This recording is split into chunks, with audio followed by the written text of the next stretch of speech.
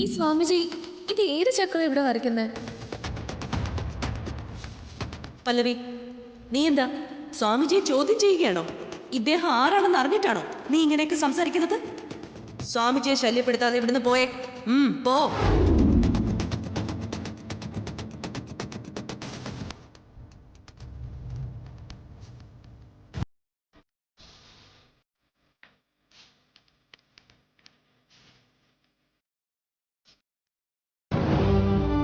എന്താ പല്ലവി, എന്തിനാ കരയുന്നത്?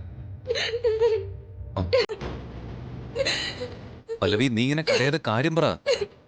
അമ്മ വഴക്ക് പറഞ്ഞതിന്റെ സങ്കടം നിനക്ക് ഇതുവരെ മാറിയില്ലേ?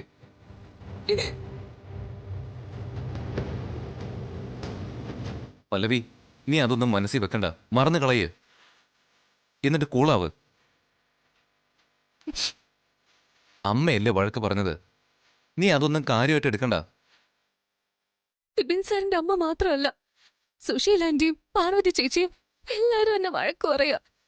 ആർക്കും എന്നെ കണ്ടൂടാ. എടോ, അതൊക്കെ നിന്റെ തോന്നല പല്ലവി. നീയും എന്റെ അമ്മയും തമ്മില് അടയും ചക്കരയും പോലെ ആയിരുന്നില്ലേ? നിന്റെ ചേച്ചിക്കും നീ എന്ന് വെച്ചാ ജീവന. സുശീല ആന്റിയെ നീ കണക്കിലെടുക്കണ്ട, അതൊരു കഥയില്ലാത്ത ജന്മോ. ശരി, സുശീല ആന്റിയെ കണക്കിലെടുക്കാതിരിക്കാം. പക്ഷെ ബിപിൻ സാറിന്റെ അമ്മയും പാർവതി ചേച്ചിയും എന്നെ വഴക്ക് പറഞ്ഞാ എനിക്കത് സഹിക്കാനാവില്ല. എന്തെങ്കിലും ഒരു സിറ്റുവേഷനില് അവര് നിന്നോട് മുഖം കറുപ്പിച്ചോന്നല്ലാതെ അവർക്ക് നിന്നോട് നിത്യശത്രുതയൊന്നും ഇല്ലല്ലോ. ഞാൻ നല്ല കാര്യങ്ങൾ മാത്രമേ പറയാറുള്ളൂ. പക്ഷെ അതിവിടെ ആർക്കും മനസ്സിലാവുന്നില്ല. എല്ലാരും എന്നൊരു അധിക പ്രസംഗമായിട്ടാ കാണുന്നത്. സാറ് ചിരിക്കുകയാണോ? പല്ലവിയുടെ ഈ പരിഭവവും പിണക്കവും ഒക്കെ കാണാനേ നല്ല രസമുണ്ട്. സാറിന് തമാശ. ഞാൻ ഇവിടെ എന്റെ നെഞ്ച് നിറഞ്ഞ കാര്യ പറയുന്നത്. എന്റെ വിഷമം സാറെങ്കിലും കേൾക്കുമെന്ന് കരുതി. പക്ഷെ സാറും അത് കാര്യമാക്കി എടുക്കുന്നില്ല. വേണ്ട സാറേ, ഞാൻ ഒന്നും പറയുന്നില്ല.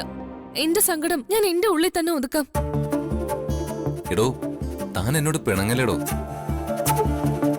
പിന്നെന്താ സാറിനൊരു ഗൗരവം ഇല്ലാത്ത? എനിക്ക് നല്ല ഗൗരവം ഉണ്ടല്ലോ, താൻ പറഞ്ഞു. സാറേ, ആ സന്യാസി വ്യാജനാണെന്ന് പറഞ്ഞാനാ സാറിന്റെ അമ്മ എന്നെ വഴക്ക് പറഞ്ഞത്. അയാൾ ഒരു വ്യാജൻ തന്നെയായിരുന്നു സാറേ. അതുകൊണ്ടാ അയാൾക്കുള്ള ശിക്ഷ ദൈവം കൊടുത്തത്. മന്ത്രതന്ത്ര യന്ത്രങ്ങളൊന്നും കള്ളത്തരത്തിനും പണം സമ്പാദിക്കാനും വേണ്ടി ദുരുപയോഗം ചെയ്യാൻ പാടില്ല. അങ്ങനെ ചെയ്ത ഇതുപോലെ ജീവഹാനി ഉൾപ്പെടെ കടുത്ത ശിക്ഷകൾ അനുഭവിക്കേണ്ടി വരും. ഇനി പറഞ്ഞിട്ട് എന്താ കാര്യം? എന്റെ വാക്ക് ആദ്യമേ കേട്ടിരുന്നെങ്കിൽ ഇവിടെ ഈ ദുരന്തം ഒഴിവാകുമായിരുന്നല്ലോ. ഞാനിവിടെ നിൽക്കുന്നില്ല സാറേ. എന്നെ കുറ്റപ്പെടുത്തി ശകാരിക്കുകയും ചെയ്യുന്നവരുടെ ഇടയിൽ ഞാൻ എന്തിനാ നിൽക്കുന്നേ?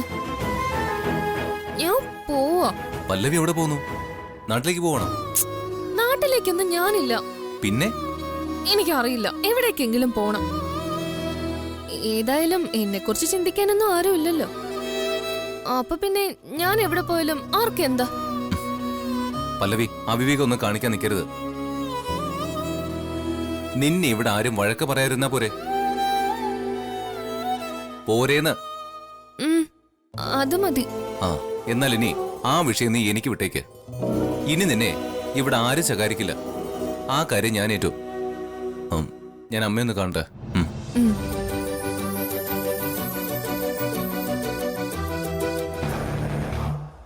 ചേച്ചി, നമ്മൾ പെട്ടുകഴിഞ്ഞു. എന്തെങ്കിലും പറഞ്ഞ് ഇവിടുന്ന് തടി തപ്പിയാൽ മതിയാവും. എന്തെങ്കിലും പറഞ്ഞ് അഡ്ജസ്റ്റ് ചെയ്യും. പറയാൻ ഈ ഫോട്ടോയിൽ കാണുന്നവനുമായിട്ട് അമ്മയ്ക്ക് എന്താ ബന്ധം?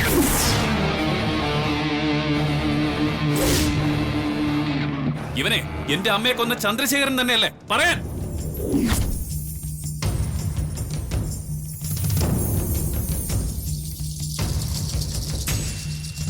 അതെ, ഇയാള് മോന്റെ അമ്മയെ കൊന്ന ചന്ദ്രശേഖര മേനോൻ തന്നെയാണ്.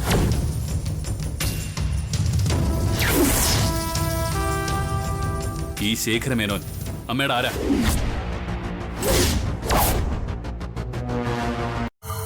അയാൾ എങ്ങനെ ഈ ഫോട്ടോയിൽ വന്നു? അയ്യോ, എന്റെ പൊന്നു മോനെ, എനിക്ക് ഇയാളുമായി യാതൊരു ബന്ധവുമില്ല.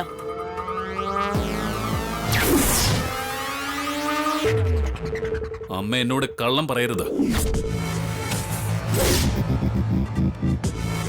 ഒരു ബന്ധവുമില്ലാതെ അയാളോടൊപ്പം നിന്ന് ഫോട്ടോ എടുക്കോ?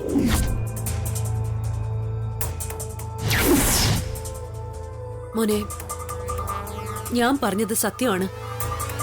ഇയാളുമായിട്ട് എനിക്ക് യാതൊരു ബന്ധവുമില്ല. പിന്നെ ഈ ഫോട്ടോയിൽ ഇയാൾ എങ്ങനെ വന്നു എന്നല്ലേ നിന്റെ ചോദ്യം?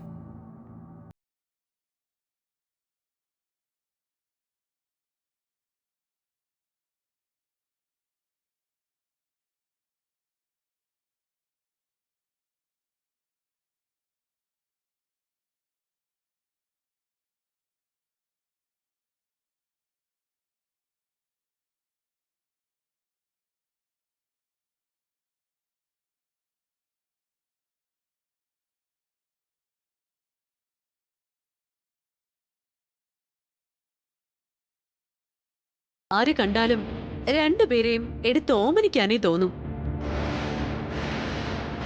അങ്ങനെ അവിടെ വെച്ച് ഈ മനുഷ്യന് പിള്ളേരെ കണ്ട് ഇഷ്ടപ്പെട്ടു. ഇവർക്കും എനിക്കൊപ്പം, ഞങ്ങൾക്കൊപ്പം ഒരു ഫോട്ടോ എടുത്തോട്ടെ എന്ന് അയാൾ ചോദിച്ചു.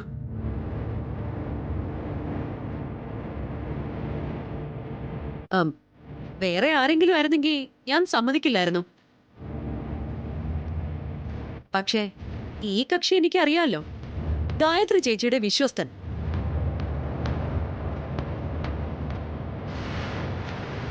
അയാൾ ഒരു ഫോട്ടോ എടുത്തോട്ടെ എന്ന് ചോദിച്ചപ്പോ ഞാനെന്തിനാ മടിക്കുന്നേ? നമുക്കറിയാവുന്ന ആളല്ലേ, എടുത്തോളാൻ ഞാൻ പറഞ്ഞു. അയാൾ ഞങ്ങൾക്കൊപ്പം ഒരു ഫോട്ടോ എടുത്തു. എന്നിട്ട് പിന്നീട് അതിന്റെ ഒരു കോപ്പി എനിക്ക് തന്നു. അത് ഞാൻ സൂക്ഷിച്ചു വെച്ചു. പ്രഭാവതി, നീ ആൾ തികഞ്ഞ ക്രിമിനൽ തന്നെ. എത്ര പെട്ടെന്നാണ് നീ കഥ മെനഞ്ഞത്. മോനെ, അമ്മ പറഞ്ഞതാ സത്യം. പിന്നെ ഈ ഫോട്ടോ എടുക്കുന്ന സമയത്ത് ഇയാള് ഭാവിയിൽ മോന്റെ അമ്മയുടെ കൊലപാതകയാവുന്നൊന്നും എനിക്കറിയില്ലല്ലോ.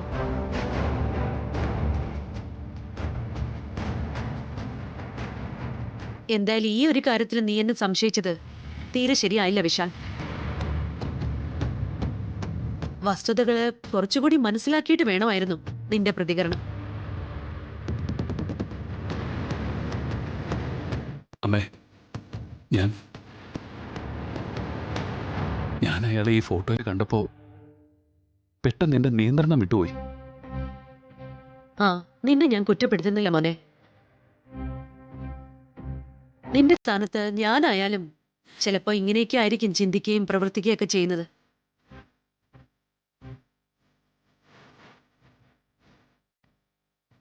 പിന്നെ ഈ ഫോട്ടോ സൂക്ഷിച്ചു വെച്ചതുകൊണ്ട് നമുക്കൊരു പ്രയോജനം ഉണ്ടായി. പോലീസിന് ശേഖരനെ ഐഡന്റിഫൈ ചെയ്യാൻ സാധിച്ചത് ഈ ഫോട്ടോ കയ്യിൽ ഉണ്ടായിരുന്നത് കൊണ്ടാ.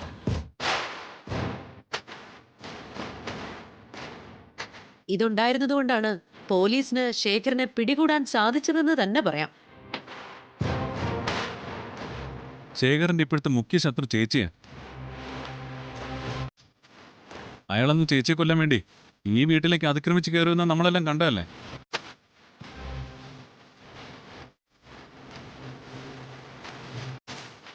ഇവിടെ നടന്ന സ്വാമിജിയുടെ കൊലപാതകവും അയാളാണോ ആസൂത്രണം ചെയ്തതെന്ന് പോലും എനിക്ക് സംശയമുണ്ട്.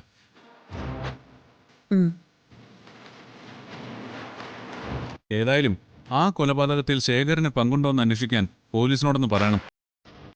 അല്ല, എന്തിവിടെ ഒരു ഡിസ്കഷൻ?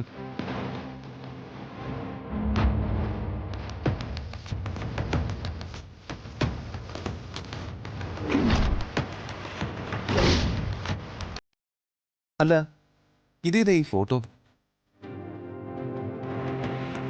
ഇത് അമ്മയും ഞാനും വിനേട്ടനാണല്ലോ.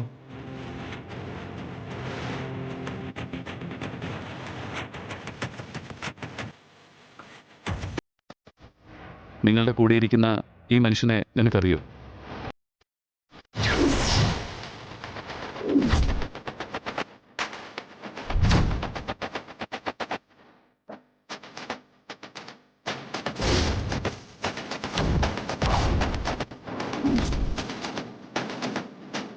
എനിക്കറിയില്ല.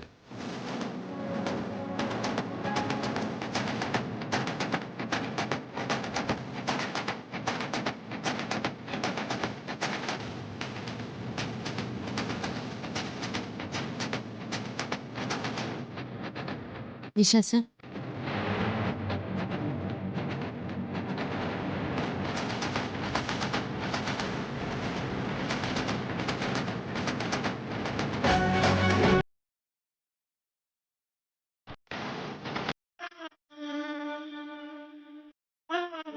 വിശാൽ ഇന്നത്തോടെ സത്യങ്ങൾ മുഴുവൻ അറിയുമെന്നാണ് കരുതിയത്.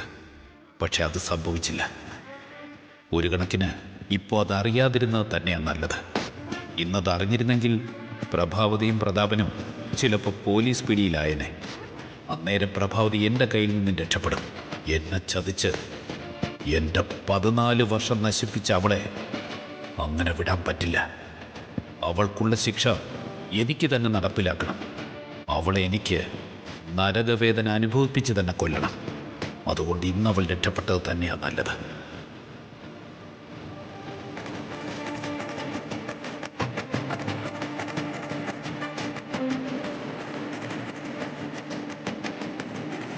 വേണ്ട വേണ്ട വേണ്ട. എന്നെ കണ്ടതുകൊണ്ട് കണ്ണാടി എടുത്ത് വയ്ക്കണമെന്നൊന്നുമില്ല. ഇങ്ങോട്ടിപ്പോൾ ആരും വരാനൊന്നും പോകുന്നില്ല. യഥാർത്ഥത്തിൽ നിങ്ങൾ ആരാ? ഇപ്പോഴെങ്കിലും എന്നോട് സത്യം പറയും. വിശാൽ സാർ പറയുന്നു നിങ്ങളാണ് സാറിന്റെ അമ്മയെ കൊന്നതെന്ന്. അങ്ങനെയാണ് സാർ വിശ്വസിച്ചിരിക്കുന്നതും. ഇതിനിടയിൽ നിങ്ങൾ പ്രഭാവതി അമ്മയെ കൊല്ലാൻ ശ്രമിക്കുന്നു. ഇപ്പതേ പ്രഭാവതി അമ്മയോടൊപ്പം അവരുടെ കുടുംബ ഫോട്ടോയിൽ നിങ്ങൾ ഇരിക്കുന്നു. എന്തൊക്കെയാണിത്?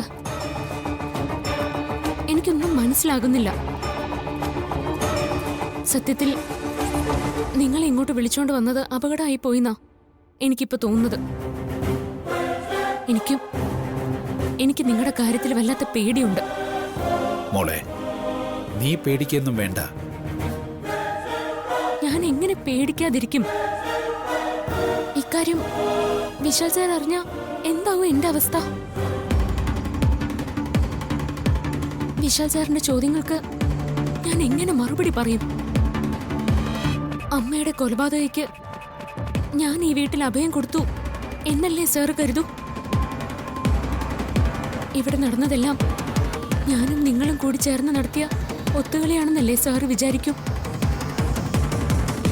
ഒന്നും അറിയാത്ത ഞാൻ പോലും നിങ്ങൾ കാരണം പ്രതിയാക്കപ്പെടുക. അതുകൊണ്ട് നിങ്ങളെക്കുറിച്ചുള്ള സത്യങ്ങൾ എനിക്ക് അറിഞ്ഞേ മതിയാവൂ. ഈ ചോദ്യങ്ങൾക്കൊന്നും മറുപടി പറയാനുള്ള സമയം ഇനിയും ആയിട്ടില്ല. ഇല്ല, ഇനിയും എനിക്ക് ആ സമയത്തിന് വേണ്ടി കാത്തിരിക്കാൻ പറ്റില്ല. സത്യങ്ങൾ എനിക്കറിയണം. മോൾ എത്ര നിർബന്ധിച്ചാലും എനിക്കിപ്പോ അതൊന്നും പറയാൻ പറ്റില്ല. ഞാൻ പറയില്ല. ഒന്നു മാത്രം ഞാൻ പറയാം. അത് ഞാൻ പറഞ്ഞിട്ടുള്ളതാ. ഗായത്രി മേഡത്തെ കൊന്നത് ഞാനല്ല. അക്കാര്യത്തിൽ ഞാൻ നിരപരാധിയാ. ആ കൊലപാതക കുറ്റം പ്രഭാവതി എന്റെ തലയിൽ ചുമത്തിയതാ. എനിക്ക് അന്നത് തടയാൻ പറ്റിയില്ല. ആ സത്യം വിശാൽ അറിഞ്ഞ വിശാലിന് എന്നെക്കുറിച്ചുള്ള തെറ്റിദ്ധാരണകൾ മുഴുവൻ മാറും. വിശാലിന്റെ അമ്മയെ കൊന്നത് ഞാനല്ല എന്ന് അയാൾക്ക് ബോധ്യപ്പെടും. അപ്പോ എനിക്കിവിടെ അഭയം തന്നതിന്റെ പേരിൽ വിശാല് മോളെ കുറ്റപ്പെടുത്തില്ല. പക്ഷേ നിങ്ങൾ നിരപരാധിയാണെന്നുള്ള സത്യം അത് വിശാൽ സാർ എങ്ങനെ അറിയും? ആരാണ് അദ്ദേഹത്തെ ഇത് ബോധ്യപ്പെടുത്തുന്നത്? നിങ്ങൾക്ക് അത് നേരിട്ട് പറയാൻ സാധിക്കുമോ? ഇല്ല, നിങ്ങൾ പറഞ്ഞാലും വിശാൽ സാർ അത് വിശ്വസിക്കില്ല. പിന്നെ ആരാണ് പറയുക? ഞാനോ? എനിക്കും അത് തുറന്നു പറയാൻ പറ്റില്ല. ദേവമ്മയുടെ കൊലപാതകത്തിൽ നിങ്ങളെ മനഃപൂർവ്വം പ്രതി ചേർത്തവരാരാണെന്ന് ഞാൻ എങ്ങനെ പറയും? തെളിവുകളില്ലാതെ ഞാനതെങ്ങനെ സ്ഥാപിക്കും? അടിസ്ഥാനമില്ലാതെ പറഞ്ഞ വിശാൽ സാറിന്റെ ചോദ്യങ്ങൾക്ക് മുന്നിൽ ഞാൻ ഉത്തരവില്ലാതെ നിൽക്കേണ്ടി വരും. ഇനിയും ഞാനായിട്ടത് വിശാൽ സാറിനോട് പറഞ്ഞ് വിശ്വസിപ്പിച്ചു എന്ന് തന്നെ ഇരിക്കട്ടെ. പിന്നീട് എന്തായിരിക്കും ഇവിടെ സംഭവിക്കുന്നത്? ഇവിടെ ചിലപ്പോ രക്തച്ചൊരിച്ചിൽ തന്നെ ഉണ്ടാകും. ഞാനായിട്ട് അതിന് കളൊരുക്കില്ല. ഞാനായിട്ട് വിശാൽ സാറിനെ പ്രശ്നങ്ങളിലേക്ക് തള്ളിവിടില്ല. വിശാൽ സാറിനെ ആപത്തുകളിൽ നിന്ന് രക്ഷിക്കാനാ ഞാനിവിടെ അദ്ദേഹത്തിന്റെ ഭാര്യയായിട്ട് വന്നു ചേർന്നിരിക്കുന്നത്. ആ കടമ എന്റെ ജീവൻ കൊടുത്തിട്ടായാലും ഞാൻ നിറവേറ്റും. എനിക്ക് നിങ്ങളോട് ഒന്നേ പറയാനുള്ളൂ. ഇനിയും കൂടുതൽ പ്രശ്നങ്ങൾ ഈ വീട്ടിലുണ്ടാകുന്നതിന് മുൻപ് നിങ്ങൾ സത്യം ബോധിപ്പിക്കേണ്ടവരെ അത് ബോധിപ്പിക്കണം.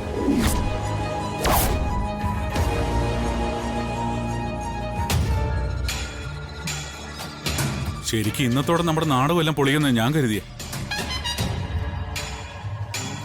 ആ ഫോട്ടോ വിശാല് കണ്ടപ്പോ തന്നെ ഞാൻ തകർന്നുപോയി. ചേച്ചിയും ശേഖരനും കൂടി ഇരിക്കുന്ന ഫോട്ടോ അല്ലേ അത്? അത് കണ്ടിട്ട് ചേച്ചിയും ശേഖരനും തമ്മിൽ എന്താ ബന്ധമെന്ന് അവൻ ചോദിച്ചാ ചേച്ചി എന്ത് മറുപടി പറയും? അവന്റെ അമ്മയെ കൊന്ന ശേഖരനെ കൈ കിട്ടിയാലേ കൊല്ലാനുള്ള പകയായിട്ട് നടക്കുക വിശാല്.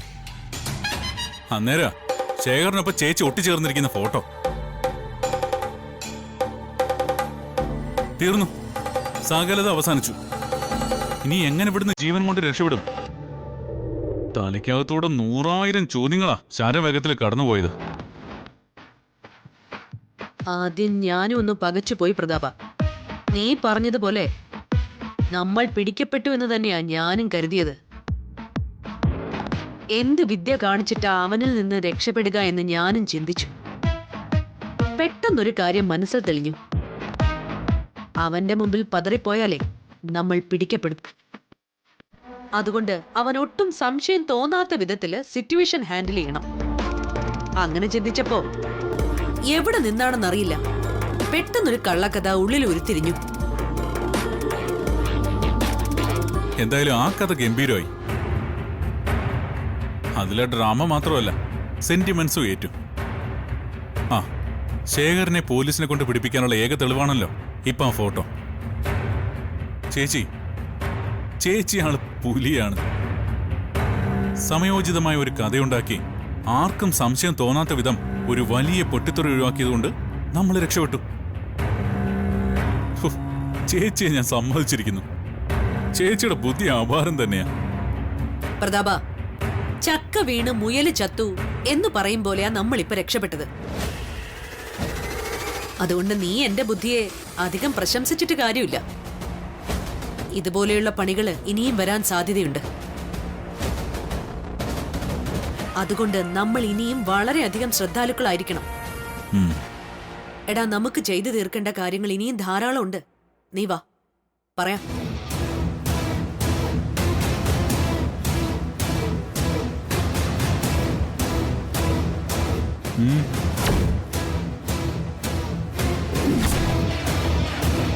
എന്തോ ഗൂഢാലോചന.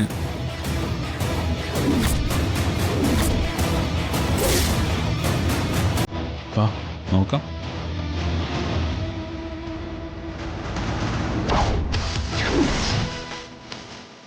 സത്യം എനിക്ക് ബോധ്യപ്പെടുത്തണം.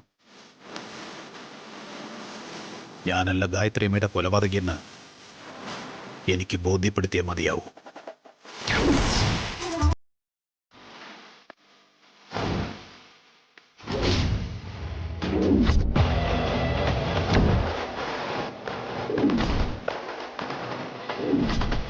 വേണ്ട വേണ്ട, എനിക്ക് കഴിക്കാനൊന്നും വേണ്ട.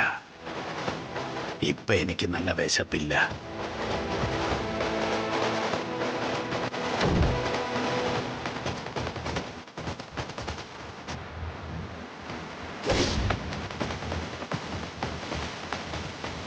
അയ്യോ, അങ്ങനെ പറഞ്ഞാൽ എങ്ങനെയോ? പ്രായമുള്ള ആളല്ലേ, സമയത്തിന് ആഹാരമൊക്കെ കഴിക്കണ്ടേ? വേണ്ട മോളെ, വിശക്കാതെ കഴിച്ചാൽ ശരിയാവില്ല. ആഹാരം ഇറങ്ങില്ല. വെറുതെ അത് തൊട്ട് എച്ചിലാക്കേണ്ടി വരും. എന്തിനാ അത്? എന്നാലും ഒരിത്തിരി. ഇദ്ദേഹത്തിന് ആഹാരം വേണ്ടാന്നല്ലേ പറയുന്നത്? പിന്നെ നീ എന്തിനാ ഇങ്ങനെ നിർബന്ധിക്കുന്നത്? ദേ, നീ ഇദ്ദേഹത്തെ ശല്യപ്പെടുത്താതെ ഇവിടെ നിന്ന് പോയേ. ചെല്ല്. അടുക്കളയിൽ വല്ല പണിയുണ്ടെങ്കിൽ അത് പോയി ചേടി.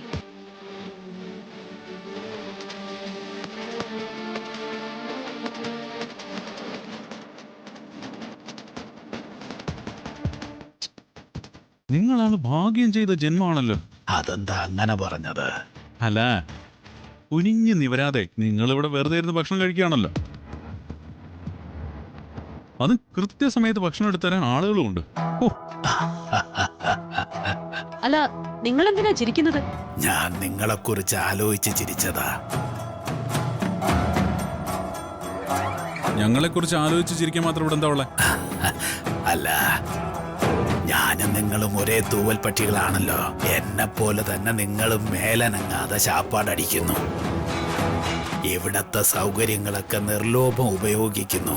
പരാന്നഭോജികളല്ലേ നമ്മള്? എടോ കിളവ, തന്നെ ഞാൻ വേണ്ട പ്രതാപ, ദാ, നീ എന്തിനാ ഇയാളോടൊക്കെ സംസാരിക്കാൻ പോയത്?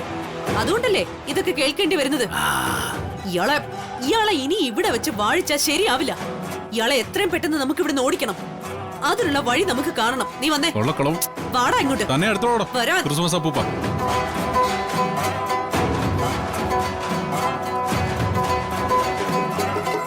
എന്നെ പുറത്താക്കും മുമ്പ് നിന്റെ ശവം ഇവിടെ വീടും പ്രഭാവതി.